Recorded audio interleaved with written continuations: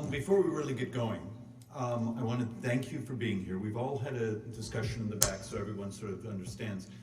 We're trying to understand, as oversight, we've been spending in the, Chairman Smith has been kind enough to allow us, what is going on in the parts of the exploitation of the tax code, the tax-exempt space. 17% of the economy now is in the tax-exempt space. The theory in the tax code is that 17% should be exceeded by the social good.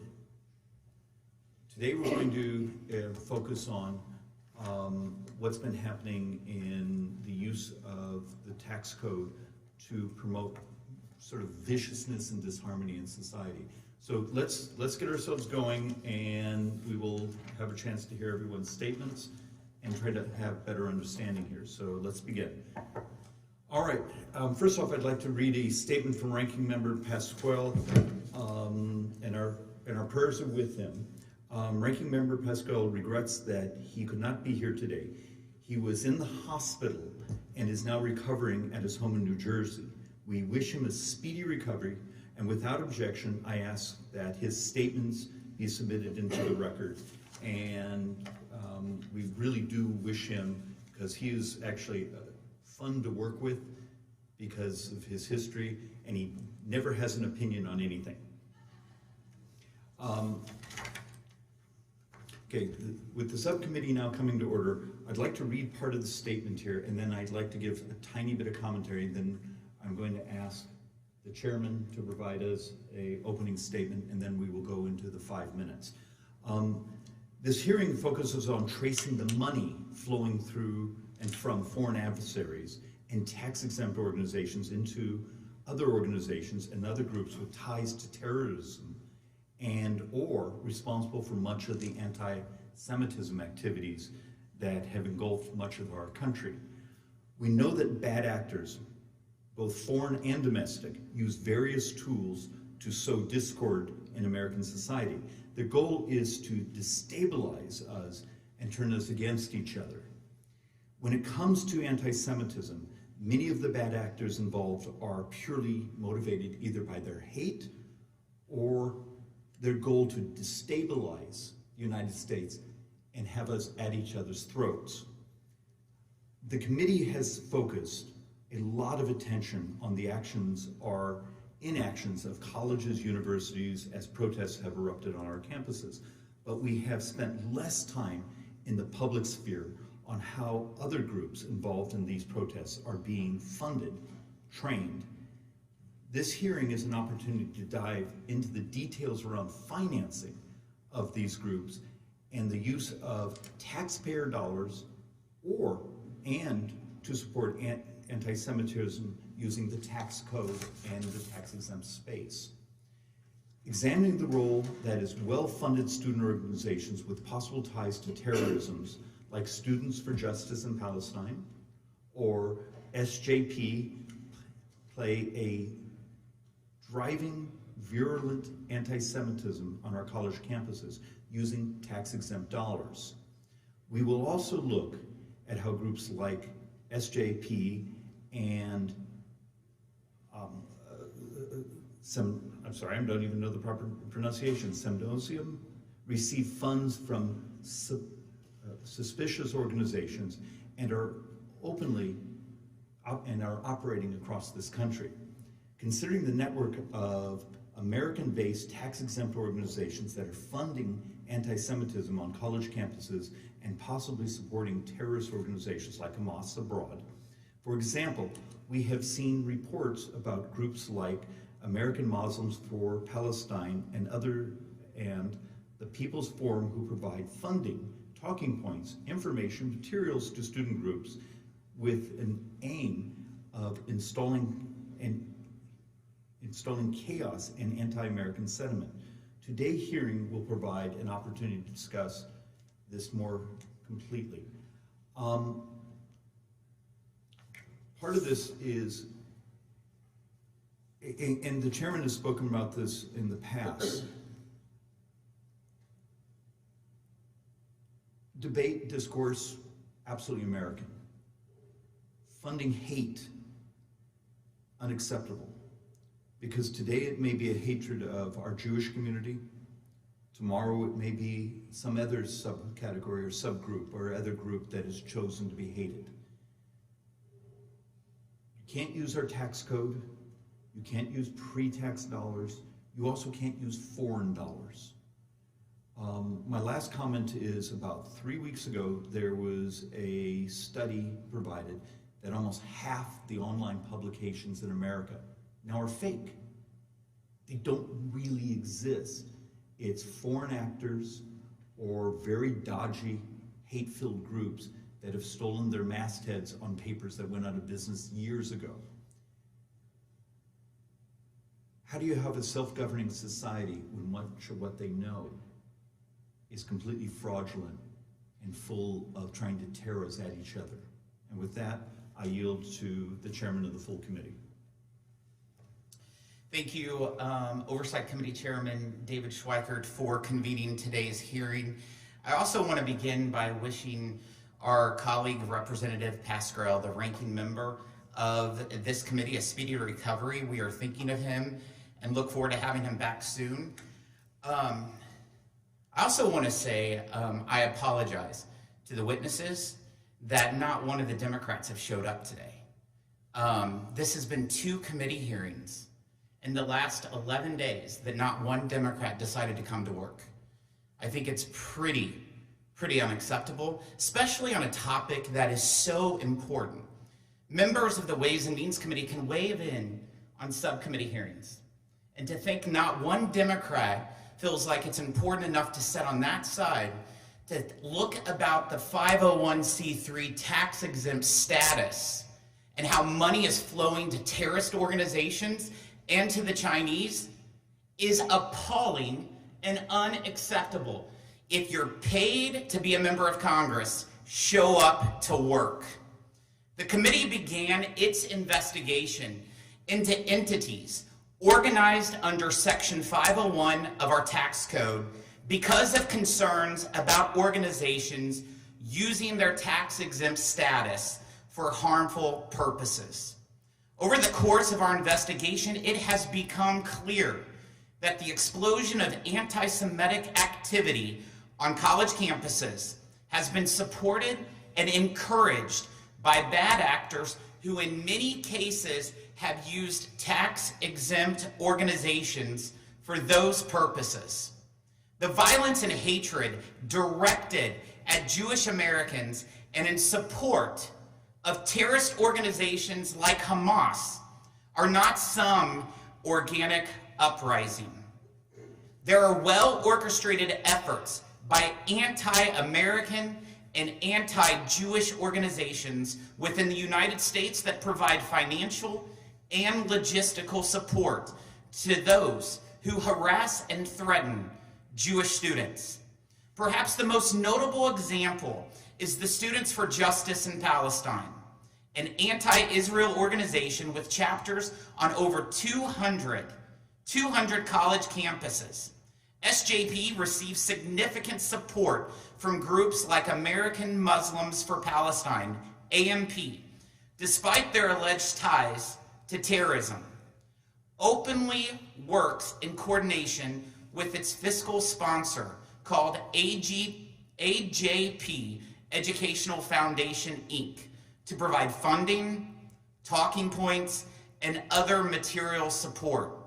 This organizational structure is being investigated by Virginia's Attorney General, and just this week, a court ruled that a case against them could move forward.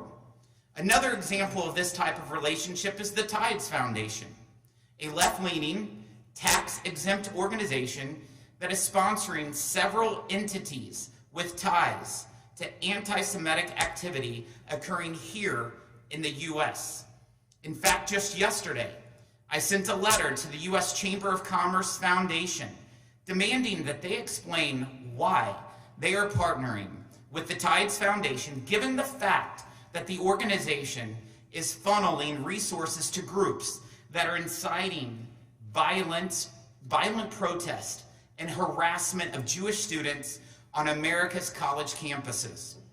There are also foreign actors who funnel resources into colleges where we are seeing an unusually large amount of anti-Semitic activity.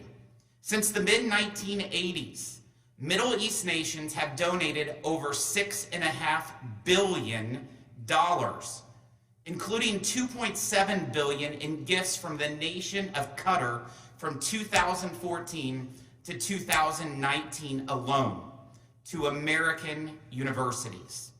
Much of this funding has gone unreported by these schools despite their obligations under the Higher Education Act. At the same time, the institutions that accepted funding from Middle East donors have experienced, on average, 300% more anti-Semitic incidents than those that did not. Not to be outdone, the Chinese Communist Party also has ties to the tax-exempt sector in the U.S., including a 501c3 organization called the People's Forum, which called on activists to recreate the protest of the summer of 2020 before rioters occupied a building at Columbia University. This evidence points to a concerted effort on the part of individuals operating tax-exempt organizations to abuse the trust and generosity of U.S. taxpayers and funnel resources towards anti-Semitism, violent protest, and potentially even support for terrorist organizations. In one effort to halt this type of abuse of our tax code, I've made a formal request to the IRS demanding they revoke the tax-exempt status of an organization named the People Media Group. This organization funds a publication by the name of the Palestine Chronicle that employed a so-called journalist who was caught actually imprisoning Israeli hostages in Gaza. The editor-in-chief of that publication also appears to have ties to Iranian-backed publications as well. Along with Education and the Workforce Committee Chairwoman, Fox, and Oversight and Accountability Chairman Comer, we've also called on the Department of Justice to investigate these groups for providing material support for terrorism. American taxpayers should not be fooled into supporting anti-Semitic activities on college campuses, or, for that matter, actual terrorist organizations. The fact that entities openly hostile to America and our allies are receiving tax-exempt benefits, either directly or indirectly, demands much greater further investigation. I appreciate the efforts of this committee to gather the facts to ensure we protect the integrity of our tax code, and I appreciate you, Mr. Chairman. I yield back. Thank you, Chairman Smith. And now for our witnesses. Ms. Burns is head of terrorism research for the program on extremism at George Washington University. Oren Siegel is vice president for the Center on Extremism at the Anti-Defamation League. Dr. Charles Asher Small is executive director of the Institute for the Study of Global Anti-Semitism and Policy. Each of you have 5 minutes, and then we will have some questions. Ms. Burns. Chairman Smith, Chairman Schweikert, Ranking Member Pascrell, esteemed members of this committee, thank you for the opportunity to speak with you today. Terrorist organizations have used tax-exempt organizations as fronts for their activities for decades in the U.S., as cover for their illicit financing and to further their propaganda and influence campaigns. The Holy Land Foundation and the Islamic Association for Palestine were two of the first U.S.-based tax-exempt organizations created and used by Hamas as early as 1988. They were the charitable arm and propaganda arm, respectively. In 1993, leaders of the U.S.-based Hamas infrastructure held a conspiratorial meeting in Philadelphia where they plotted how they would support Hamas in words, money, and deeds while deceiving America about their true agenda. In 2001, the HLF was designated as a Hamas front organization and its doors were shuttered. The IAP closed several years later. The individuals that ran the U.S.-based Hamas infrastructure continued their work here, developed new and different banners with some fresh faces, while maintaining the goal of supporting Hamas. In the last year, a variety of tax-exempt organizations in the United States have been publicly accused of providing support to Hamas. In examining these organizations, key factors to consider are their leadership's ties to terrorist organizations and their spread of Hamas propaganda, their international donors and recipients, and their financial transparency. Regarding financial transparency, an area of vulnerability exists in the practice of 501c3s receiving and distributing gifts in kind. Charities that desire to subvert the law may exploit the gift in kind mechanism. A common exploitation involves multiple charities claiming receipt and distribution of the same gift in kind shipment, falsely inflating their bottom lines and facilitating tax fraud. Organizations that seek to covertly support terrorism can abuse the gift in kind mechanism by concealing the origin of illicit foreign financing funneled through corporate or private entities. In reviewing available IRS Form 990s on several organizations who've been accused of supporting Hamas, several entities have reported a large % of their revenue as coming from medical supplies in the form of gift in kind, with little information to verify the nature of supplies, how they were dispersed, or to whom. One of these organizations is a Texas-based tax-exempt charity, United Hands Relief. In looking at its leadership, one of the directors stands out. Hatem Fariz is a twice-convicted felon, convicted in Florida of providing support to the Palestinian Islamic Jihad terrorist organization, and in Illinois for a fraud conspiracy. Fariz appeared on UHR tax filings for the year 2018. The same year, UHR's revenue increased 50-fold, with over $6.3 million listed as medical supplies in the form of gifts in kind, with no verifiable details about the donors or recipients, nor how, when, or by whom they were transferred. In examining UHR's Form 990s between 2016 and 2021, UHR did not reveal the identities of its foreign recipients, making an accurate assessment of their activities difficult. Some organizations are not merely suspected of financing terror abroad, but also financing the spread of anti-Semitism here in the U.S. In 2021 and 2022, UHR provided grants to the AJP Education Foundation, the alter ego of American Muslims for Palestine. AMP and AJP are subjects of various litigation over allegations of their involvement with Hamas. In the wake of October 7th, a number of individuals in the U.S. have indicated support for Hamas and spread anti-Semitic rhetoric. Leaders of the AMP and its affiliate, the Council on American Islamic Relations, CAIR, have expressed happiness over the attacks, claimed Israel has no right to defend itself, and have made fiery speeches amidst protests claiming they would take back the U.S. like they would take back Palestine.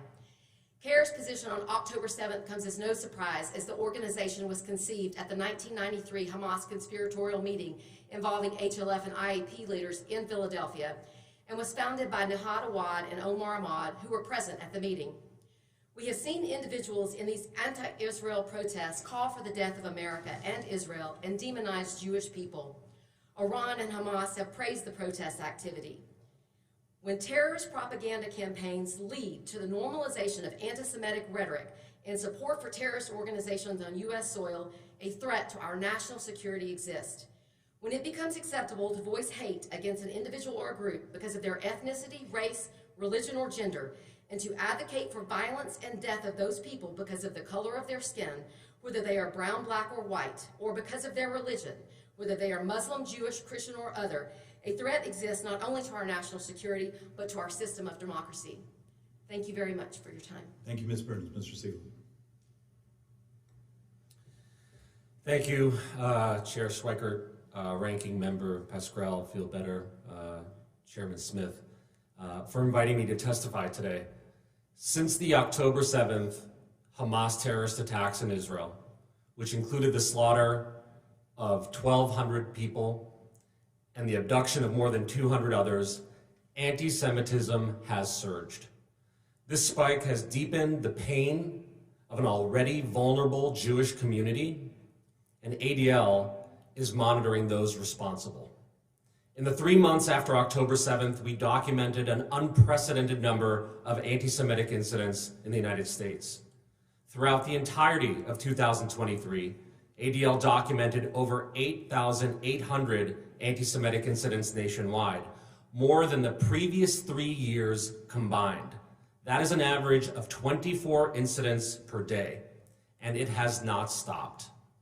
And this was not spontaneous. Many of these incidents result from coordinated campaigns, both on and off campus, that often glorify, legitimize, and celebrate terrorist groups responsible for the violence in Israel. For example, Students in Justice for Palestine, or SJP, which has been a signature project of the Chicago-based American Muslims for Palestine for over a decade, celebrated the massacre of Israelis as a, quote, historic win for Palestinian resistance. They called for, quote, not just slogans and rallies, but armed confrontation. And they issued toolkits to dismantle Zionism on campus, many of those featuring paraglider imagery alluding to Hamas militants. The rhetoric and activities of extreme campus anti-Zionist groups continues to escalate. They have progressed from tent encampments and barricades, as seen at Cal, State Polytech, and Columbia, to vandalism, to arson, all in retaliation for perceived university support for Israel. And off campus, these incidents occur in public spaces, at businesses, at the homes of citizens, and even elected officials alike, including members of this committee. The New York-based group Within Our Lifetime has called on followers to disrupt, destroy, and bring down every single Zionist imperialist system in the US. They, along with SJP, organized a protest of the Nova exhibit, which commemorated the victims of the October 7th attack. They used language like flood Manhattan for Gaza to promote their rallies, a reference to the Al-Aqsa flood, Hamas's term for the atrocities of October 7th. Support for terrorist groups like Hamas, Hezbollah, the Popular Front for the Liberation of Palestine, and even the Houthis are now commonplace at rallies throughout this country. And the use of red triangles, which echo the way that Hamas marks targets in its own propaganda, have become the norm. These groups advertise across social media, including the Resistance News Network, which has over 150,000 followers on Telegram, and often features content from terrorist organizations without consequence. Another key organizing group, Samidun, a designated terrorist organization in Israel, which has already been banned in Germany, has expressed explicit support for those who have been convicted of terrorism and acts related to terrorism. And at a recent rally in New York City, a protester carried a flag with a Samidun logo that said, "Long live October 7th." Many of these groups and their activities are enabled by tax-exempt 501c3 fiscal sponsors that operate without sufficient oversight and transparency. For example, the Westchester Peace Action Committee Foundation, or WestPAC, a New York-based nonprofit, sponsors groups like Within Our Lifetime and SJP. The Alliance for Global Justice, an Arizona-based nonprofit, sponsors more than 130 projects, including Samidun. These nonprofit fiscal sponsors cannot just serve as pass-through for the projects they sponsor. They must exercise oversight and provide information on the projects, such as the funding they receive and where that money is spent. Projects that denigrate and marginalize pro-Israel and Jewish communities, or that endorse violence or other unlawful activities, should not be able to reap the benefits of 501c3 status by the virtue of their relationship with fiscal sponsors. Congress and the IRS must conduct a thorough review of the fiscal sponsors identified in our written report to ensure compliance with existing laws and greater transparency and oversight moving forward. I urge members of Congress pass the comprehensive Countering Anti-Semitism Act. As the ADL has done in Arizona and New York, urge state attorneys general to ensure that fiscal sponsors are in compliance with state laws governing charitable organizations.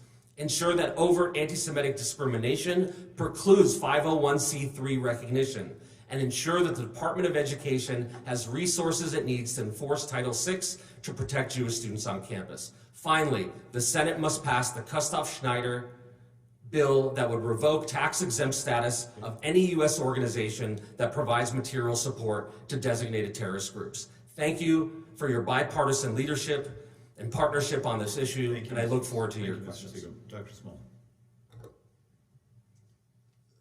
Thank you, Chair Schweiker, Chair Smith, and the Ranking Member Pasquale. It's really a great honor to be here with you today, and I'd like to thank you for all the important work you're doing on this issue. I'd like to start by saying that I'm afraid we're reaching a tipping point in this country regarding anti-Semitism and anti-democratic ideologies. Professor Elie Wiesel, Holocaust survivor and Nobel Prize winner, always taught that anti-Semitism is not a parochial issue for the Jewish people or for the state of Israel. Once this form of hatred is unleashed, it knows no bounds, and it attacks human decency and democratic institutions. In our work, we're calling on Congress to examine the foreign funding of American universities. We know historically in places like China and Iran that revolutionaries focus on higher education, influence, hijack, or take over higher education, the most sensitive institution in our democracy where young Americans learn to be citizens. Once you influence higher education, you can influence the entire society. So we're calling on transparency. Most universities are 501c3s. They are not being transparent with the money they're receiving from foreign entities. They're not being transparent with the agreements, contracts, and MOUs they have with foreign entities as required by the law. In our work in 2019, I presented in Washington in front of the head of Homeland Security, FBI, the Secretary of Justice, Secretary of Education, Attorney General. In 2019, we found $3 billion in undocumented money coming from the Muslim Brotherhood to American higher education.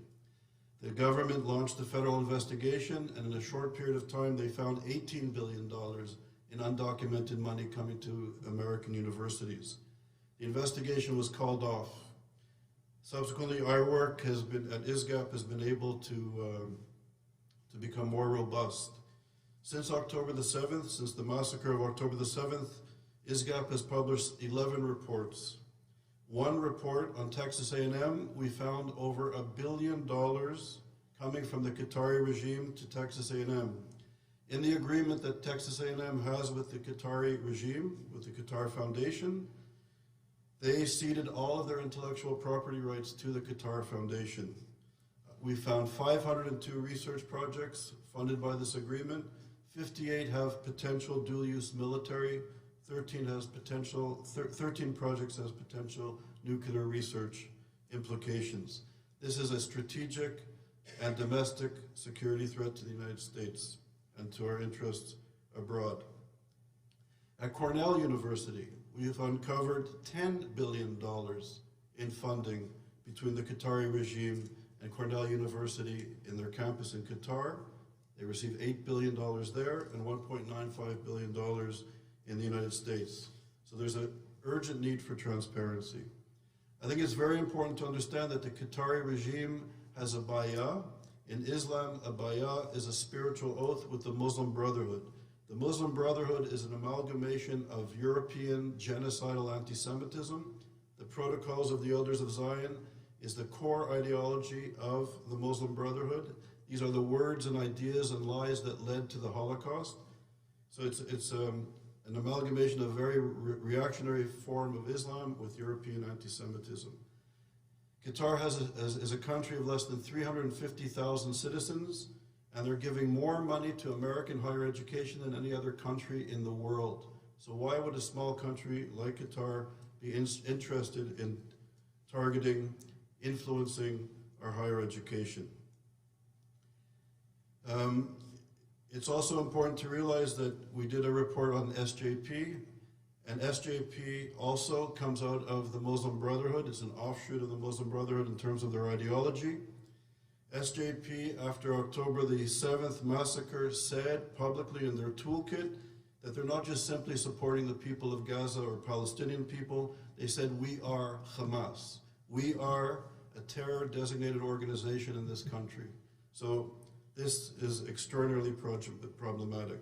We have to realize that the Muslim Brotherhood is out to distance Israel from the United States, to weaken and alienate Israel, to destroy it, and also to use anti-Semitism as a way to fragment and weaken and destroy the United States of America, the big Satan and the little Satan. So the policy recommendations in our submission is clear. We're calling for transparency.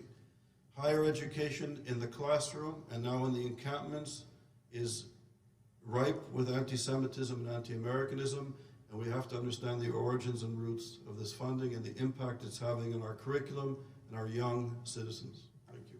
Thank you, Dr. Small. One of the reasons you're going to see a bunch of members, we have a vote series on, but there's only 100 or so that have voted, so let's actually engage in some questions. Ms. Burns,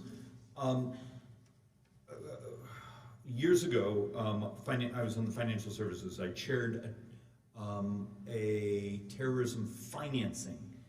And one of the things at that time we actually delved into, we even did a travel down into Central America, was the washing of money.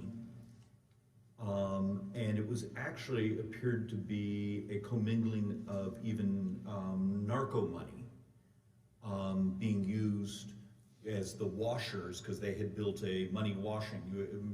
You have some expertise on what happened with the used car stories, where a decade ago we had thousands and thousands of cars being purchased in the United States, shipped to Lebanon, being sold in the Middle East. Monies went through Lebanese banks, and then parts of it got washed through Lebanese affiliated financial institutions, and there was functionally a commingling of narco money, terrorism money, those things.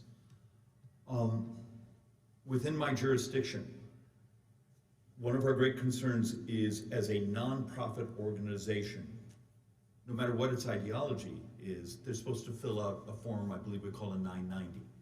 We have very little information of what is the community good that is being done for getting the value of that tax exemption.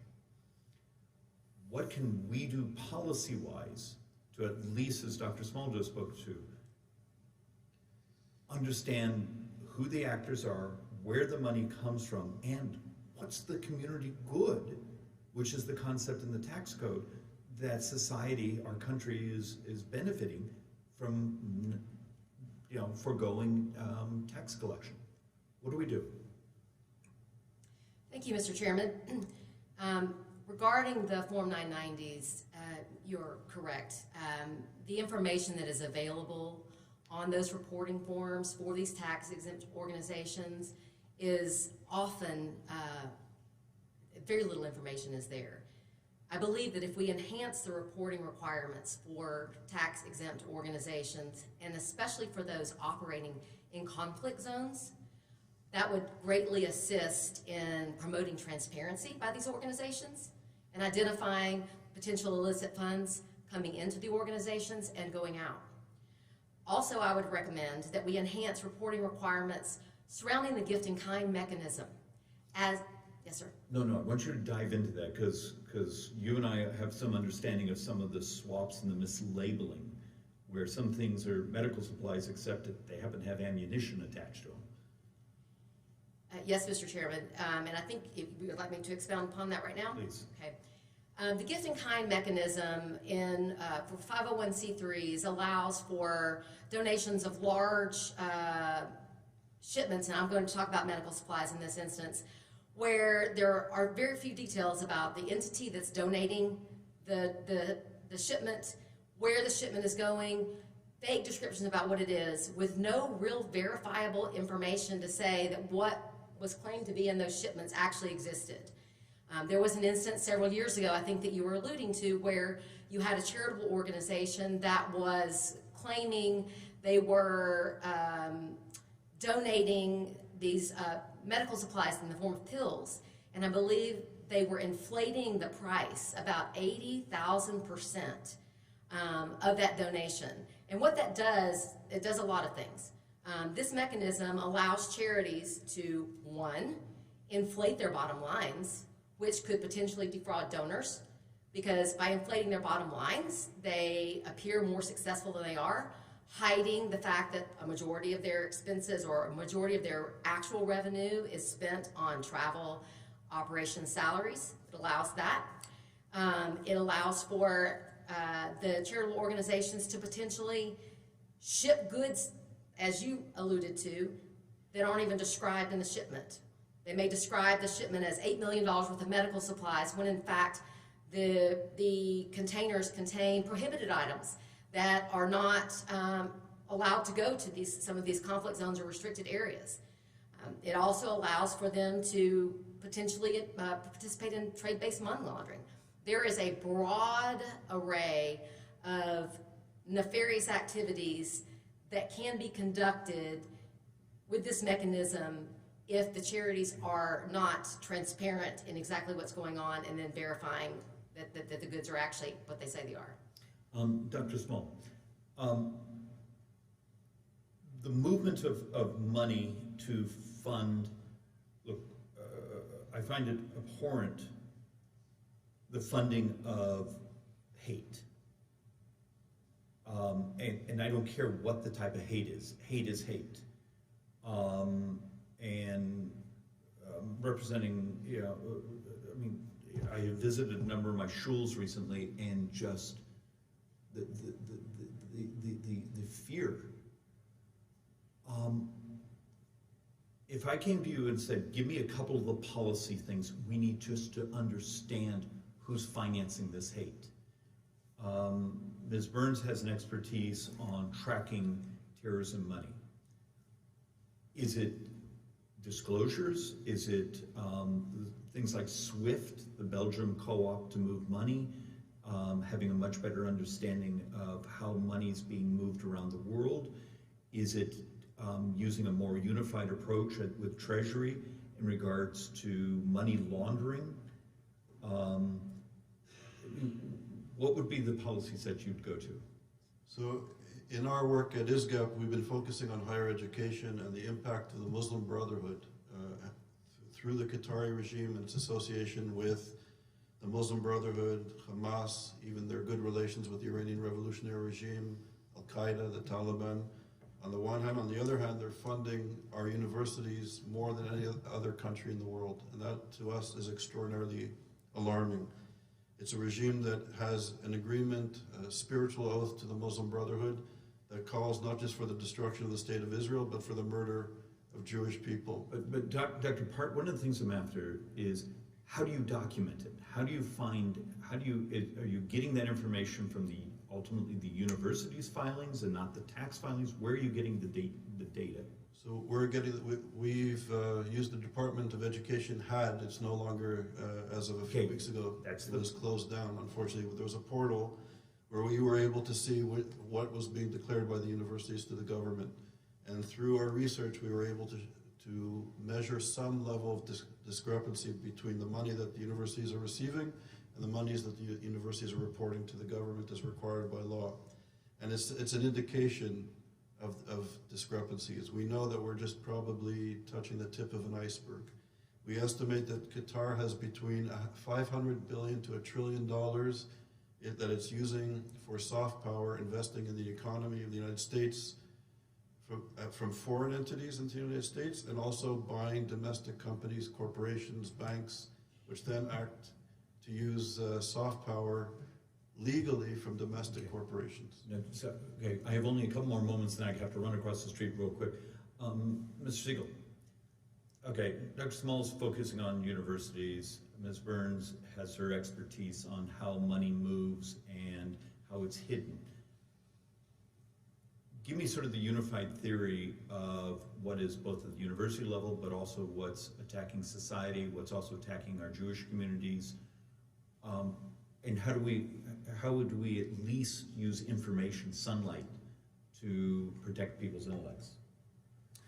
Yeah, thank you for the question. I mean, sunlight is the best disinfectant. And this is why so many people dealing with these issues are calling for transparency.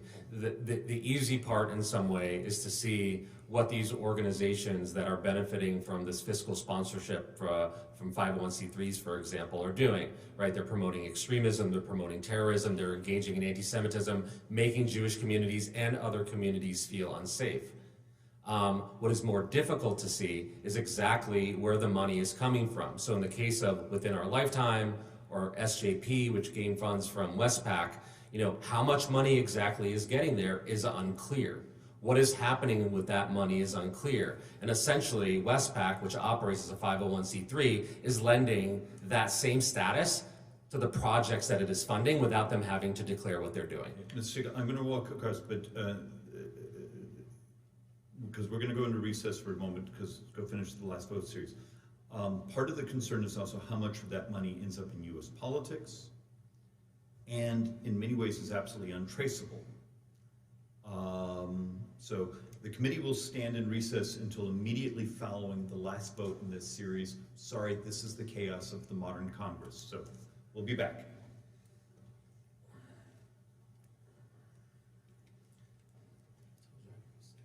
All right, the committee will resume. Thank you for your tolerance. This is sort of the nature of particularly this time of the year. Mr. Stubbe, 5 minutes. Thank you, Mr. Chairman. In the wake of the October 7th terrorist attacks committed by Hamas, we have watched in horror as anti-Semitism has reared its ugly head yet again in our country. Left-wing radicals on college campuses dominated the headlines in the spring with illegal occupations on college campuses around the country. These protests oftentimes turned violent and threatening towards Jewish students. The Students for Justice in Palestine group has been responsible for many of these rallies and demonstrations. Reports suggest that this network of student groups has previously been financially and materially supported by American Muslims for Palestine, a group with significant ties to Hamas and terrorism abroad.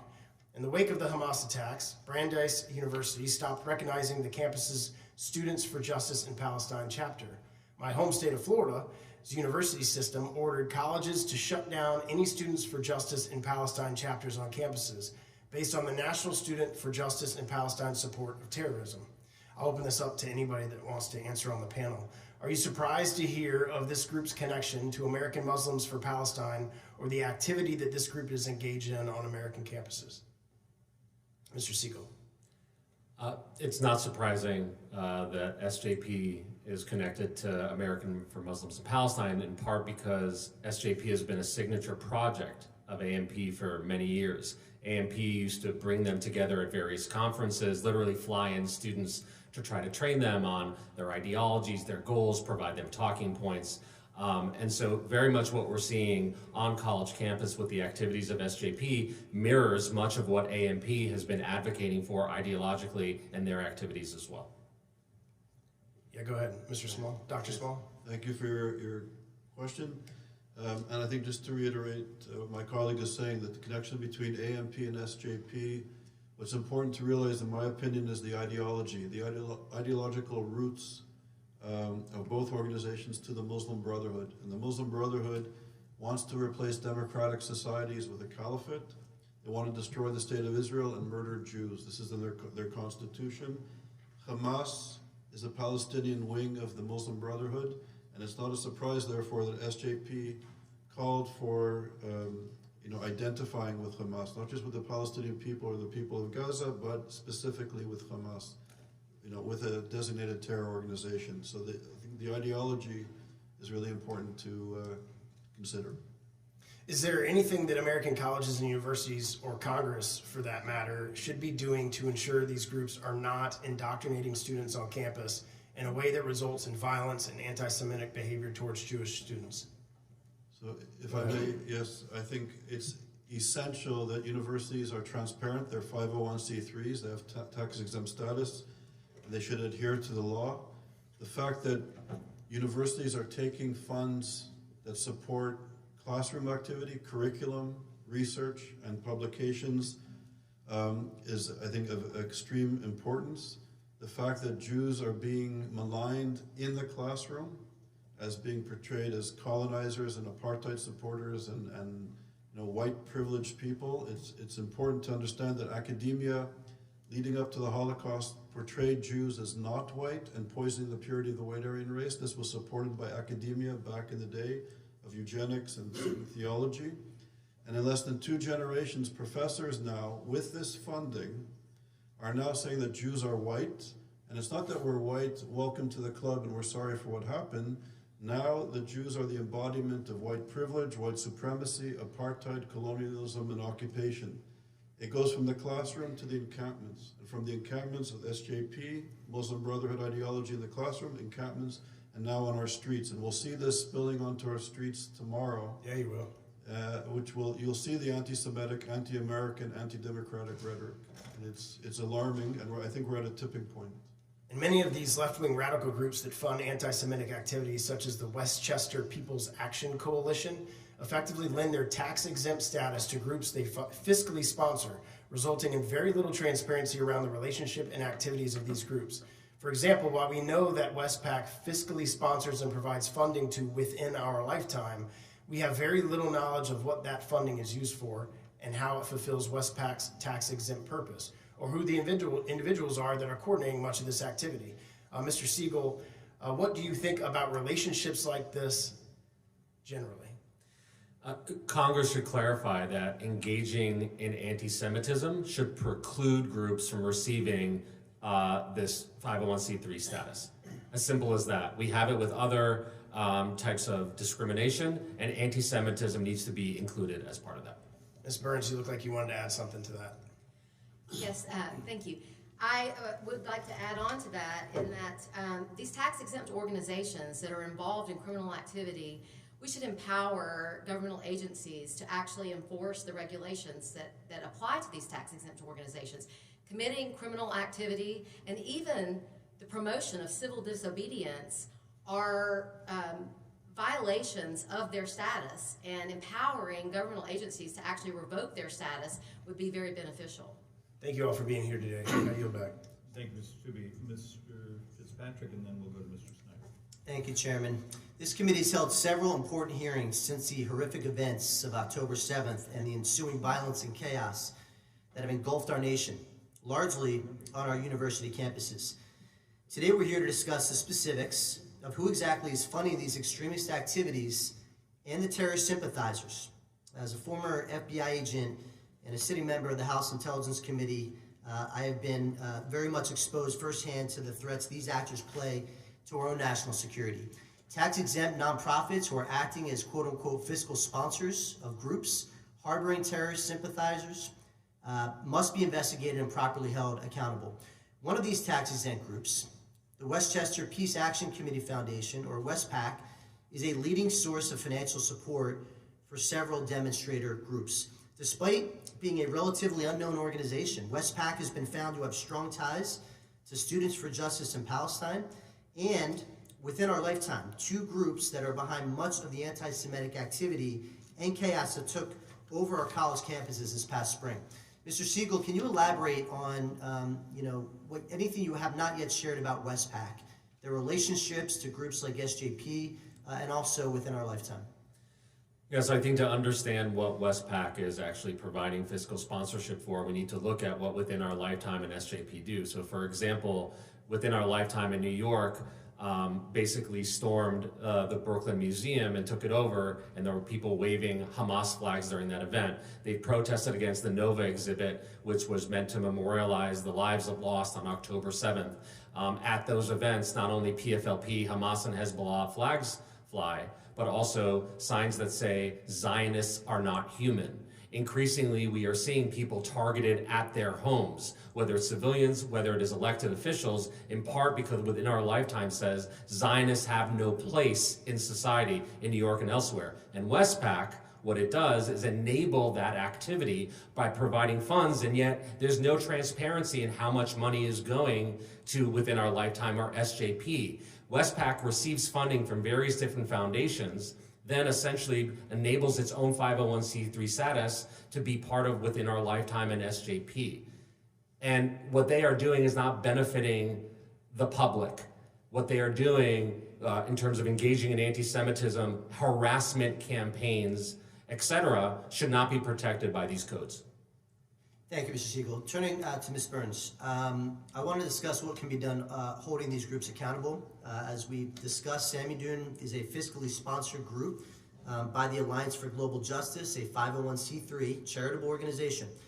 Shen Yun describes themselves as, quote, an international network of organizers and activists working to build solidarity with Palestinian prisoners in their struggle for freedom.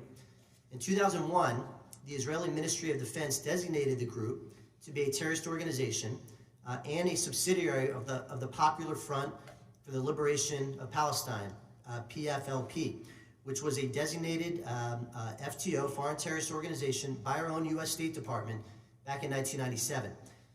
In September of 2023, a payment processing company stopped handling donations for Shen Yun's fiscal sponsor after concerns were raised about their ties to PFLP. Ms. Burns, can the U.S. government be doing more against groups like Shen Yun that have extended their ties to organizations that the U.S. has designated as foreign terrorist organizations? Thank you. Yes, I believe that they can. If you're looking at the problem set as a whole, in order to properly address it, we really need a whole of government approach.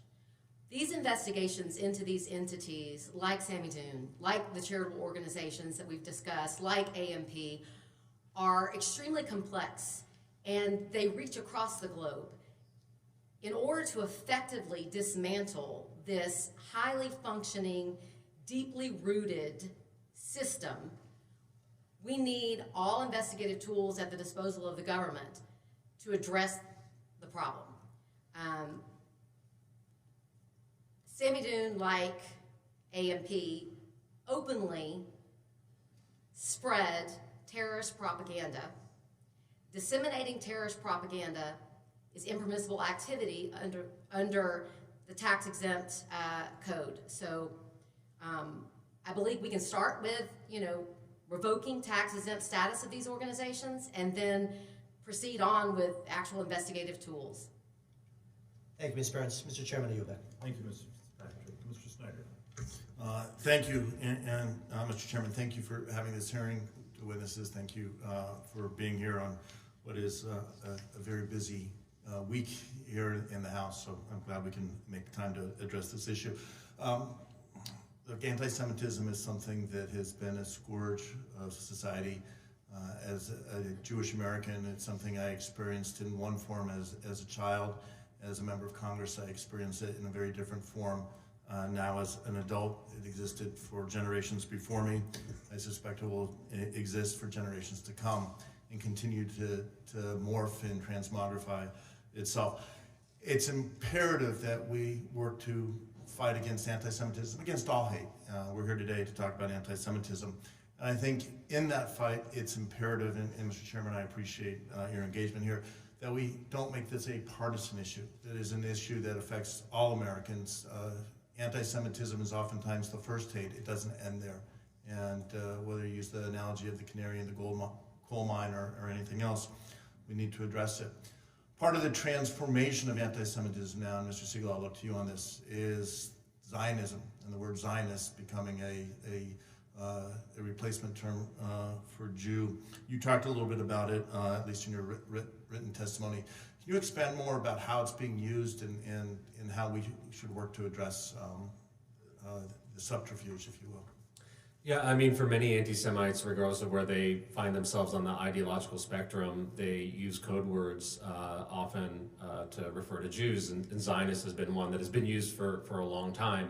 There are those who say that they don't oppose or hate Jews, they just hate Zionists. But what that does not account for is that 80% of American Jews, according to a Pew report in 2001, sort of recognize that Israel is a huge part of their identity. Many times the types of language and narratives and conspiracies that are used to target Zionists, those who believe that Israel should have its own self-determination in its own state, those mirror the types of anti-Semitic canards that we have seen over years as well. So anti-Zionists have a significant anti-Semitism problem, and oftentimes we see protests against the state of Israel, for example, in front of a synagogue. That tells you that they are ascribing blame for the actions of a state to entire religious community, which is classic anti-Semitism. I'll extend it. I had the benefit of a group visiting my neighborhood at 2:30 in the morning. If you walk down my street, a neighborhood that has a lot of Jewish families living on that street, many of who have signs in their yards saying we support Israel, bring home the hostages, 291 days that the hostages have been held. And as they saw those signs, they started chanting, Zionists go to hell. It was clear what they were doing. And the groups that came that night, affiliated, they posted on their social media, were Students for Justice in Palestine, American Muslims for Palestine, Chicago, and Chicago has a long history, the Holy Land Foundation, and I'm going to turn to you, Ms. Burns, you're nodding your head, because it does take a whole of government approach as you described it, but these groups constantly are moving and it becomes a shell game. Could you expand on that and how we can make sure we are following the money and cutting off the flow of money to these groups who are falsely claiming social justice or a role for society?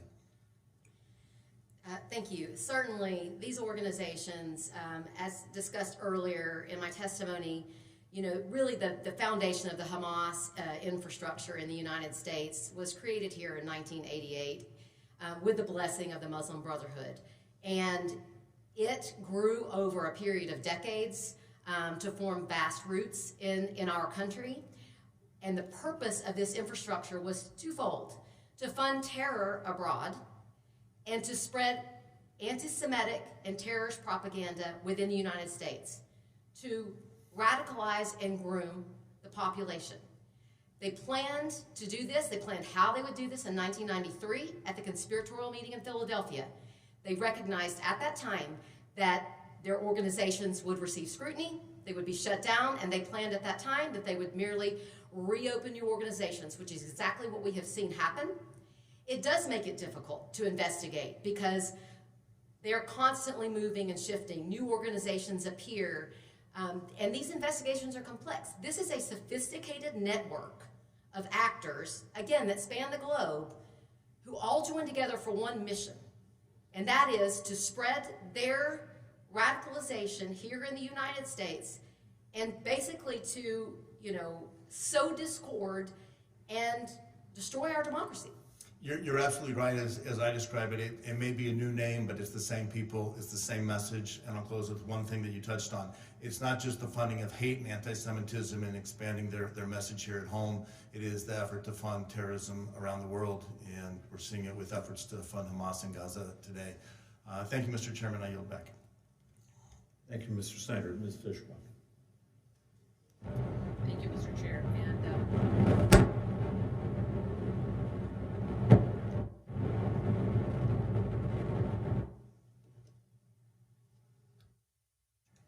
try mine again. Yes, thank you. And you know, just one of those things we had. But first of all, I want to thank you for being here today, because this is, you know, it's incredible. You know, I hear the story of Mr. Schneider's block neighborhood, and I just, it shocks me and saddens me that any of this is happening in our country. And so thank you for being here. Thank you for doing your work to expose and talk about it, because it's just, it amazes me that this is still happening. And but I did want to, I know that Mr. Fitzpatrick asked a little bit about the funding, and you know, I know that you mentioned, Ms. Burns, you mentioned the tax-exempt status, but I think we're also seeing reports that dark money is being used to finance terrorism abroad, but also here in the United States. And I think, for example, the Arab Resource Organizing Center, the fiscal sponsor of the Tide Center, a 501c3 left-wing dark money organization, is an anti-Israel group whose activists recently attempted to blockade the U.S. You're probably familiar with that. But I'm just wondering if maybe you could expand, and anyone, I will throw it out to anyone, on what can we, as the government, what can we solidly do to stop this, you know, the funding of these organizations? And I think, like I said, Mr. Fitzpatrick had mentioned a few of them, but I'd love to hear more solid things that we could do. Ms. Burns, you look like you'd like. Thank you for the question. I think in order to stop it, we have to know that it's happening. And we've talked about transparency and reporting for these organizations. We really need, I think, better, more enhanced reporting so that we can identify the sources of the money that's coming in and going out. As it stands, it's very easy for these organizations, whether they are sending money abroad to fund terrorism or they're receiving foreign money here to influence what's going on U.S. soil. We miss a lot of it because there is a lack of transparency in the reporting. So enhancing reporting requirements for these tax-exempt organizations will be key to beginning that process of stopping the money. Thank you. Mr. Siegel, did you? I would just add that, I think we need to make it very clear that if you engage or support anti-Semitism, you should not be able to benefit from tax-exempt status. I mean, we're seeing other institutions and industries responding to this, frankly, faster. When it comes to Sami Dun, the credit card Discover has stopped, enabling them to use their services. PayPal has stopped them from being able to use those services. So here you have private companies who are able to take quick action. We would think it's not unreasonable that the IRS investigate this more closely. Thank you. And Dr. Small, you have something? Thank you. And if I may, I think it's also important that the government investigates universities, because several universities are actually funding SJP on campus. And universities are receiving money from Qatar and Muslim Brotherhood associated foundations and organizations, and that needs to be investigated. And I also think, and my colleagues agree, that the Department of Education and the IRS should also enforce existing laws. And I think that's very important. And to look into Qatar, and there's the FARA issues as well in this country that needs to be addressed. And going back to Mr. Schneider, I just wanted to say, my colleagues and I, 10 years ago, did a report. We interviewed 10,000 people in 10 European countries, and we showed the correlation between what we call Israel bashing or anti-Zionism with anti-Semitism. And those who are Israel bashers or anti-Zionist are 13 times more likely than the national average to be anti-Semitic in the classical sense. And this study actually helped to create, in the IRA definition, the link between Israel bashers, people that dehumanize Israel and associate Jews around the world to state policies. So that connection is strong, and it's the cutting edge, I suspect, of the new hatred that existed here, the contemporary anti-Semitism. Well, thank you very much. Ms. Burns, you had something you wanted to add?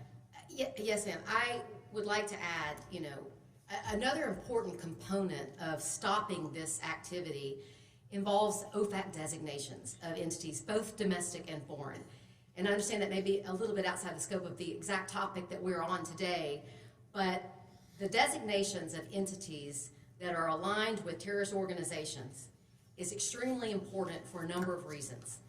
One, it facilitates the government's ability to stop related organizations from financing them. Two, it disrupts their activity. And three, it provides information to individuals in the public so that they know what entities to avoid. I believe that we have seen a recent effort by OFAC to designate a number of foreign entities, but I think that we also need to be focusing on what entities within the United States that operate here also can be designated. Thank you. Thank you very much, and thank you again for being here, and I yield back. Chair recognizes Ms. Van Dyne for 5 minutes. Thank you very much. The months following the horrendous attacks against Israel and the spate of violence at home that followed have shed light on numerous mechanisms that have allowed anti-Semitism at home and abroad to flourish. And given the degree of violence and hatred displayed since last October, the response from so many has fallen woefully short, as you've mentioned. Many universities and nonprofit organizations have failed time and again to meet the standard necessary to achieve tax-exempt status, which requires promotion of a public good. We've seen countless cases of propaganda spread by extremist organizations, failure of university administrators to adequately respond to violence against Jewish students and faculty, and direct connections between nonprofit organizations and terrorists. Just last month, it was revealed that 4 Israeli hostages were held in the home of a correspondent for the Palestine Chronicle, a 501c3 nonprofit organization. I think it's safe to say the ethical standards that must be met to receive tax-exempt status have not been universally met. It's our responsibility to ensure that the tax benefits given to these organizations are not provided to entities involved in the facilitation of anti-Semitism or violence. Another important issue that's come to light in recent months is the lack of transparency surrounding foreign donations to American universities. According to a report from the Institute for the Study of Global Anti-Semitism and Policy, universities are, quote, failing to demonstrate transparency and accountability of funding sources through unreported payments, in-kind or indirect funding. Dr. Small, how much unreported foreign funding to universities has your organization uncovered? So thank you for your questions. So we're uncovering the tip of an iceberg. We're a small organization doing research. Since October the 7th, we've come out with 11 reports. Several other reports look at funding issues. We found over $1 billion with a B dollars going to Texas A&M from the Qatar regime, the Qatar Foundation. In the contract that we uncovered, there were 502 research projects funded by Qatar at Texas A&M. 502 projects. All of the intellectual property rights was transferred to Qatar. We flagged 58 projects with dual-use military and 13 projects with dual-use nuclear research. So we're calling on the federal government, the Department of Energy, and other relevant departments to investigate these projects, the nature of the projects. We're concerned about security and our national interests globally and certainly in the region. We uncovered $10 billion going to Cornell University. So $8 billion in their campus in Qatar, in Doha, and $1.95 billion in Cornell, the American entity and the Qatari entity. You touched me where I live. Yeah. Yeah, So- no, I very much appreciate you uncovering that. I think we've actually, at our last hearing, we actually remarked on the huge amount of dollars that are coming from Qatar into Cornell. And we have more, I can submit this, we have more information on different universities on behalf. That would be of great. Shen. I appreciate if you could submit that information. We've heard testimony describing how some officials previously associated with now banned or defunct organizations that supported terrorism during and after the 9/11 attacks have actually joined or started new charities in America, which are now suspect of supporting Hamas.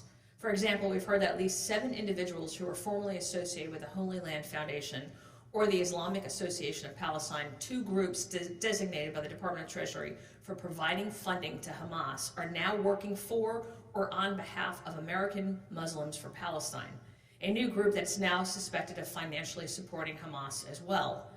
Ms. Burns, we talked about, you were talking earlier, giving very good, clear guidance on ways of handling entities.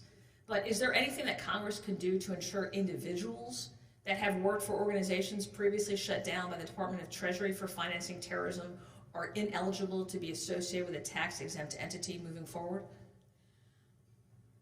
Thank you for the question. I believe that would be effective. If individuals have been affiliated with and specifically raised funds for organizations that have been designated as terrorist organizations, to me, those individuals should be blocked from being able to participate in additional charitable organizations that receive tax-exempt status. There's one example of an entity that I mentioned earlier, the United Hands Relief, that's based in Texas. One of their directors is a man named Hatem Fariz, who was convicted in Florida for providing support to the Palestinian Islamic Jihad. He was also convicted of committing fraud in Illinois. That's another aspect that I would like to address. And the individuals that are entrusted with operating tax-exempt organizations, their records should be fairly clear, free of crimes of moral turpitude like fraud and waste. Step 1 to me would be having a list of individuals that were directly... And I've run out of time, Yes. so I apologize. But if we're going to ask you for that in writing, and we really appreciate your response. Thank you very much, and I yield back. Thank you. The chair recognizes Mr. Feenstra for 5 minutes. Thank you, Madam Chair. Thank you to each of our witnesses for being here today. This is a very serious subject. You know, I think about it, it's been 289 days since Hamas has viciously attacked Israel. And what we have here is true anti-Semitism that's happening on our college campuses. And we've all talked about it, right? These are tax-exempt universities, tax-exempt, not paying a dime of taxes. And yet, look what they're doing. And not only are they tax-exempt, but they're also obviously what you said, Dr. Small, and through your study, through global anti-Semitism policy, is that they're taking foreign dollars, lots of foreign dollars. You think about those that are taken, I think you noted that obviously there's a direct correlation between the school and those taking funds and activism that's happening on these college campuses. But it's noted Columbia University is taking dollars from Qatar. We know that's a hot spot for anti-Semitism. George Washington University is another school that has received a lot of money from Qatar. You mentioned Cornell.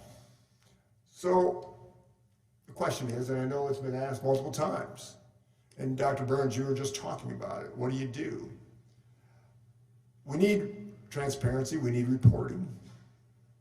But it also really pushes me to say, hey, we got to pull their tax-exempt status. I mean, if they're not going to do anything about it, and they're going to take money from foreign countries, I think their tax status has to be taken away. Now, that's easier said than done. Madam Burns, we know they're compromising their integrity by doing this, but you were talking with Member Van Dyne here. Can you finish your thoughts on what you were saying there?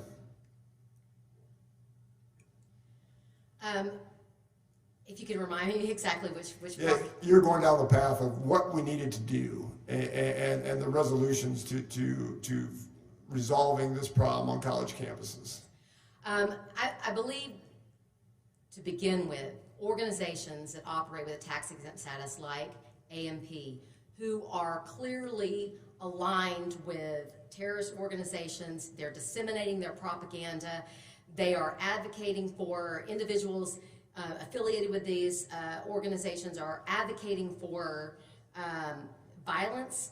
Those organizations have violated the regulations regarding their tax-exempt status. Withdrawing that tax-exempt status takes away that benefit from them and is step one. That's huge. Absolutely. That's step number one. I think you would have everybody fall in line. Trust me, if you took away their tax-exempt status, you'd see a dramatic sea change. Dr. Small, talk about your study. The study that the Global Anti-Semitism and Policy found the correlation between money of foreign funds and the presence of activism of anti-Semitism on these college campuses. Can you just talk a little bit about that study? I know you talked about it a little bit earlier, but I want to hear about it again. Well, thank you for the question. So in one of our studies since October the 7th massacre, we showed that American universities receiving money from Qatar have more than 300% increases of anti-Semitism on their campuses and in their classrooms. Okay, so I want to clarify what you're just saying. I want everybody to hear this. So universities that took money from Qatar had a 300% increase in anti-Semitism than other universities. Yeah, compared to American universities that are not receiving money from Qatar. So the Unbelievable. correlation is very strong. That's a clue, isn't it? Yeah. Wow. So back to you. What do we do? Again, I think there should be transparency. I think the DOE and the IRS should enforce laws that exist and strengthen them. Yeah, why is it? Why the Department of Education, why aren't they doing this? Because they're not. I mean, they see it, they're not acting. Am I right? It appears so, yes. I agree with you. Yeah, it doesn't just appear, it's happening. And the Department of Education, shame on them. I mean, they're the arbiters. They're the ones that have to nip this in the bud, and they're not doing it. I know you don't want to throw an agency under the bus. I'm doing it for you. Thank you. I'm just frustrated. I'm really frustrated at what's happening here. Tax-exempt status, they're getting all the benefits of being a university in America, and yet they're thumbing their nose at what we see as Americans, the freedoms that we have. Thank you, and I yield back. Thank you. The chair recognizes Ms. Tenney for 5 minutes. Thank you, Madam Chair. Thank you so much for our witnesses for being here, and I know that some of this has been covered, but I want to just go back, if I could, to Mr. Siegel. Obviously, my home state of New York, there's a group that you talked about called Westchester Peace Action Committee Foundation, otherwise known as WestPAC, which has been rearing its ugly head a lot in Westchester. I have a lot of friends in Westchester, and has acted as a fiscal sponsor for many anti-Semitic, anti-Zionist organizations, such as you talked about, Students for Justice in Palestine, and Within Our Lifetime. And Mr. Siegel, you speak to the role that WestPAC plays in the ecosystem of tax-exempt anti-Semitic organizations. Can you get into more specifics about what projects WestPAC is funding on the ground, grassroots, in colleges, throughout Westchester County, throughout New York and other areas? I know there's a lot more there, and I keep hearing about it from my constituents and friends, former constituents in the southern tier of Hudson Valley. Yeah, thank you for the question. I wish I could provide more specifics, but that's part of the problem, is that there's such a lack of transparency on where the money is going. and what it is supporting. And that's one of the reasons why this type of fiscal sponsorship needs to be investigated, and there needs to be more transparency in order for us to know exactly where this is going. So we do know within our lifetime, SJP and a range of other anti-Zionist organizations are getting money, but exactly how that money is earmarked, what percentage does Westpac receive for enabling the transfer of funds to those organizations, a lot needs to be made more clear. How is it not transparent? How do they not have to disclose where this money is coming from in their final year-end statements? I don't understand how they're getting around that rule. I don't either. That is the question. How are they getting around this rule? And we as Congress need to make sure we provide the oversight there. And that's something we're going to be following up with the chairman. But I just continue to see them coming up from searches from all my friends. But thank you for that. I also want to just talk a little bit about the BDS movement, the so-called boycott, divestment, sanctions movement that I've been hearing about for years in upstate New York, believe it or not, as well, where we don't even have a large Jewish population. But the movement is one of the many ways that anti-Semitic groups and organizations target Israel, seek to delegitimize the lone Jewish country in the world, and some of the universities have elevated pro-BDS individuals in positions of power, legitimizing this hateful movement and creating an environment in which anti-Semitic movements like BDS are fostered and welcomed. For example, the George Washington University previously appointed Ilana Feldman as the interim dean of the Elliott School of International Affairs, one of our country's top-ranked schools for international affairs. Mr. Siegel, how do you believe that the elevation of pro-BDS individuals on college campuses across the country has created an environment in which hateful anti-Semitic rhetoric is not only permissible, but is also welcome? And I have Cornell University just minutes away from my district in upstate New York. I think it's always an issue if there's anybody who is elevated at any university that has demonstrated a degree of bias. I mean, this is one of the reasons why passing the Countering Anti-Semitism Act is so important. Not only does it create a national coordinator to make sure the federal government is addressing anti-Semitism, but also to create a senior advisor role within the Department of Education that would make sure that universities across the country are not only handling the anti-Semitic issues that are happening on their campus, but when necessary, also making sure that they're investigating it under Title VI. Yeah, and I echo the sentiment of Mr. Feenstra, where we need to take away their tax-exempt status. For example, after the horrific attacks on October 7th, we had a Cornell University professor describing them to students on campus as exhilarating and exciting and inspiring. I immediately wrote to the then Cornell University president and asked that he be terminated. They put him on administrative leave. Subsequently, the president resigned, but I've just found out from a student who was testifying before this very committee, the Ways and Means Committee, not long ago, that he's going back and he's going to be teaching again in the fall. How do we stop, as Congress, how do we stop these universities from continuing to purvey this hatred and vicious anti-Semitism against students, even in upstate rural areas like upstate New York? So if I may. Certainly, Mr. Small, feel free, or Dr. Small, I'm sorry, feel free to weigh in. So I think you raise a very important point.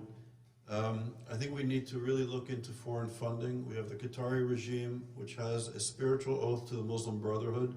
The Muslim Brotherhood is a reactionary social movement that's out to destroy Israel and murder Jews around the world, and to destroy democracies, to use anti-Semitism to weaken and destroy the United States of America.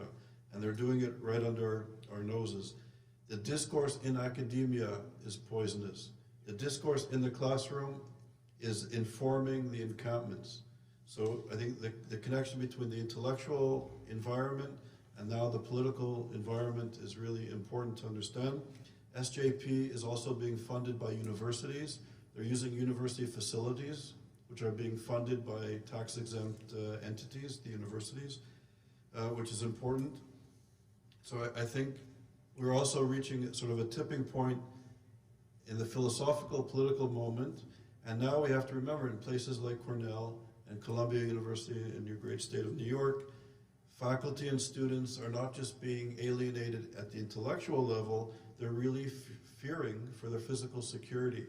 At Columbia, we know that students and faculty could not go to classes. They had to attend classes online because of the threats to their physical safety at the height of these demonstrations and anti-Semitic demonstrations. Thank you so much for that insight, and I appreciate all of you. My time is run out. Thank you. Thank you. I now recognize myself for 5 minutes. Mr. Chairman, I would like to thank you for holding this hearing today, and thank you to everyone who has come here to testify. I think it's very important that we're hearing your expertise and knowledge in the areas, people who have researched the issue. In our full committee, we have covered significant ground in addressing anti-Semitism on university campuses since the October 7th attacks on Israel by Hamas. We've passed multiple pieces of legislation already out of this committee, including one that I authored, the University Accountability Act, that would levy financial penalties against schools that have a civil judgment entered against them. But in addition to that, we're also looking at following the various funding streams. As was mentioned earlier, there have been a number of foreign funding plays that have participated in campuses. One study actually showed that between 2014 and 2019, Qatari sources provided $2.7 billion in gifts to universities, and Chinese sources provided another $1.2 billion. And then according to the Institute of the Study of Global Anti-Semitism and Policy, between 2015 and 2020, universities received donations from sources, particularly in the Middle East. They had an average of 300% more anti-Semitic incidents. One of the other bills we reported out of this committee was the No Foreign Election Interference Act, because just like we're seeing these well-funded networks give to organizations that are then funding anti-Semitic activity on college campuses, they're also interfering with our elections. And as the bill that we passed recently was the No Foreign Election Interference Act, which prohibits American tax-exempt entities that receive contributions from foreign nationals from donating to any political committee for 8 years after receiving a contribution from a foreign national. We know that there is one particular Swiss billionaire that has donated tens of millions of dollars to tax-exempt organizations, that the money was then sent to super PACs. We know organizations like BLM also was accepting foreign money, and then they had PACs distribute money to conduct campaign activities. So I guess my first question for you is do you have any ideas on how we could shine more light? We talk about the need for transparency, but if any of you have any ideas on what we can do as Congress to make sure that these foreign donations are transparent so we can follow the money and try to root out this type of influence and interference. Thank you. I think that we've talked about enhancing the reporting requirements by these organizations. That's essential, so that we can actually see where the money is coming from. We also have to be aware that the trail may not be direct, and so I think we should consider the possibility of enhancing those reporting requirements such that a light is shown on shell companies and other pass-through organizations that the money's being passed through, in order to really identify where the money is originating and determine if there is sort of an influence campaign going on. Dr. Small? Yeah, thank you. So I think there needs to be an investigation. In 2019, ISGAP presented our work, and we found at that time $3 billion in undocumented money coming from Muslim Brotherhood, associated governments and foundations to American higher education. When the federal investigation was launched, in a very short period of time, they found $18 billion in undocumented money coming not just from the Muslim Brotherhood, but also from China and Russia and other nefarious actors. So I think it's really imperative that there's an investigation. Our work, my colleagues, I think, are doing stellar research, but we're a small research center with limited resources and tools, and I think there should be a federal investigation. What kind of penalties do you believe should be levied as a result of finding that money? It's a good question. I'll defer to the lawyers in the room, but I think there should be penalties. I think universities in particular should be, shown that they need to comply with American law, and they're not complying with American law. And what's also equally troubling, we're talking about higher education, where young people hopefully have the capacity in some cases to think and to think critically. We're also discovering now that QFI, the Qatari Foundation International, is also beginning to fund K through 12 education in the United States. Yes, which is, thank you. which is alarming that children are now being. Yes, the indoctrination needs to be stopped. And Ms. Burns, one last question, I know I've run out of time. If an organization is shut down, as we discussed prior, and you hit the nail on the head, we have to stop the individuals who created and worked for that organization from just creating a new organization where they will have the same coordination with terrorist organizations and adversaries. I would love for you to just expand on that point a little bit if you can. Can you talk about how we can best track those individuals to ensure that they don't go on and create another organization and continue doing the same activity? You know, I don't know what mechanism exists because these organizations are quite large and use a variety of individuals. They have officers and directors. Those are more easily tracked. If you have an individual who's an officer or director for these organizations, and the organization is designated, that individual could be on a blocked list, like you have lists of designated entities, prohibited from operating a tax-exempt organization. The bigger problem is the number of shadow leaders in these organizations that may not overtly appear as affiliated in your fundraisers, the individuals that are out there bringing in the money. Tracing those individuals is complicated. You give us something very good to start thinking about, and with that, I would like to recognize Dr. Murphy for 5 minutes. Thank you, Madam Chairman. Thank you all for coming today. You know, I've sat and I've listened to a lot of the testimony, and frankly, it's turning my stomach. About 1.5 years ago, I was in Kfar Aza, in the kibbutz, looking right over into Gaza. Every single person, it's my understanding, every single person there has been slaughtered. And then you have groups now with righteous indignation coming up and attacking the Israelis for trying to root out the people who slaughtered their own people. Look, I understand that folks in Gaza are in a hardship. It is a horrible situation. But instead of going after the people who are retaliating, go after the damn people who started the thing. And this is the problem. Just because you are pro-Palestinian should not mean you are anti-Israeli. It should not. And so, you know, it just sickens me. We've been talking about what's been going on college campuses. You know, thank God we had the Harvard president come up and she was eliminated. She's gone now. But this is happening on college campuses, and they take these 18 to 20-year-old individuals who are naive and are not developed and polluting them.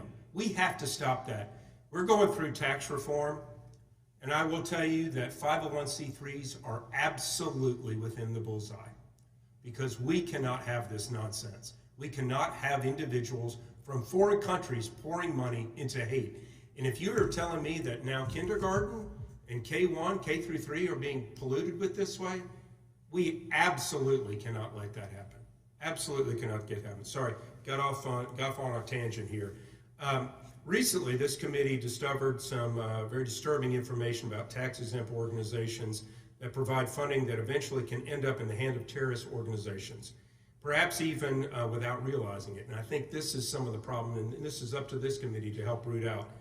Following the horrible, horrible attack on October 7th, Harvard Center for Middle Eastern Studies urged people to support Islamic Relief USA, previously providing $67 million in a single year to that organization, an entity suspected funneling money into Hamas. So, Mr. Burns, let me ask you a question. Is it possible that these organizations affiliated with American colleges and universities are indirectly supporting terrorist organizations without even knowing it? And if so, how much of a problem is that? Thank you for the question. I believe, yes, it is possible.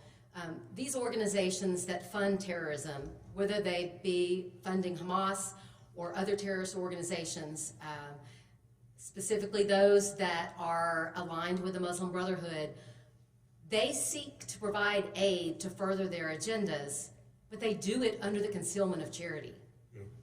Even back in the day when the Holy Land Foundation was operating for the purpose of supporting Hamas's charitable infrastructure in Gaza and the West Bank, many of the donors had no idea because they purposefully act under the cloak of charity and use terms that they think appeal to, the innocent donor population, and end up defrauding those donors.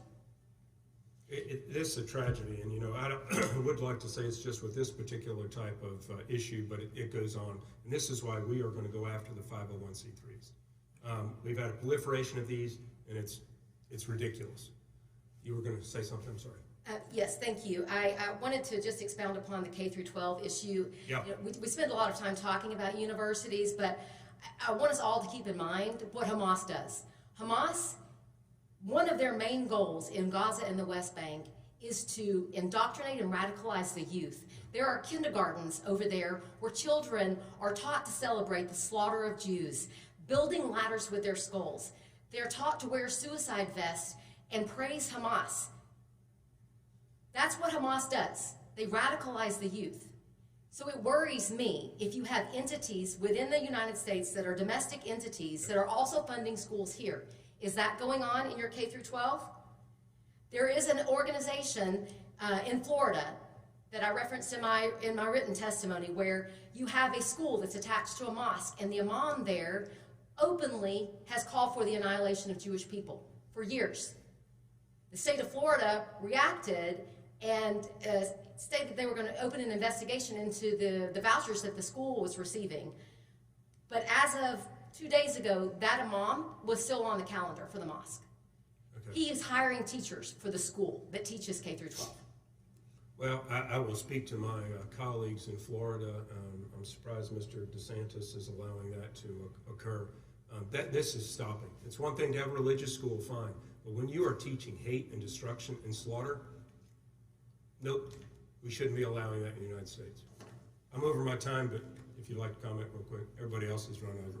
So very quickly, very briefly, I think the points that Dr. Burns made about Hamas is very important. But it's also important to realize that Hamas is the Palestinian chapter of the Muslim Brotherhood. And this is the ideology. The Qatari regime has a bay'ah, a spiritual oath to the spiritual leadership of the Muslim Brotherhood. Yosef Kawadawi, the head of the Muslim Brotherhood, always preached throughout his life that the true believer, the true Muslim, is obligated to finish the work of Hitler. Yep. Qatar is giving more money to our universities than any other country in the world. And of course, this is going to have an impact in the classroom, on the encampments. And this is a very dangerous trend because perhaps the universities are the most sensitive, important institution in our democracy. It's where young people learn to be citizens. Right. Well, I've gone past my time, but universities, and we've been pushing with this, finally, some are actually, I even think even Harvard had said they would be politically nonpartisan. We need much more of that because it's the pendulum has swung so far left, it's been disastrous. Thank you so much for your time and what you do. Thank you, Dr. Murphy. I appreciate you as witnesses tolerating the comings and goings. It's partially the nature of the institution right now. I'm going to channel Mr. Snyder just a little bit. There's many of us here who want to make sure we give no quarter, no tolerance to anti-Semitism, but also to hate. And help us. I know your specialties are the university, some of the foreign fundings, the washing of money and how it moves. But we've had occasions where my staff in my Scottsdale office will come in on a Monday morning and there'll be hundreds. Now, a number of them are bots because you can almost tell the nature of the language. Some are individuals reading a script. And some of the things being said are absolutely vile. And whether it be said of my Jewish brothers and sisters or any other population in my community, that type of hate is unacceptable. And I don't know why there's political fractions out there that it's okay to hate on the Jewish community in vile ways, considering this world's history, without any retrospect of the evil they're in some ways advocating. help us policy-wise, though. At some point, we can show our indignation. But this is the tax writing committee. You know, we oversee Medicare, we oversee trade, we oversee the tax system. The common theme we've had as we've looked at these is 17% of the US economy is in the tax-exempt space. We have seen some history of very bad actors using that as a way to wash money because it has much less reporting requirements of taxable entities. Have we created a vacuum? Have we created a shadow financing that is financing hate? In that case, what do I do? As a policymaker, is this a design of changing reporting? Making sure that a qualified charity can't sell its tax-exempt status to some other group that's either washing money or promoting evil. So please, you have expertise. Help us. Help us sort of figure out over this coming August, as staff works on this, what our policy set should look like and how do we execute it. And with that, we're going to close the hearing. You each have, I believe, 5 business days to respond to any additional, oh, you're going to actually give me the script. I was going to do it off the top of my head. Okay, obviously I want to thank you for spending time with us. Please be advised that members will have 2 weeks, oh, what happened to 5 days? To submit written questions to be answered later in writing. Those questions and your answers will be made part of the formal public record. And with that, this subcommittee is adjourned. Thank you for being here.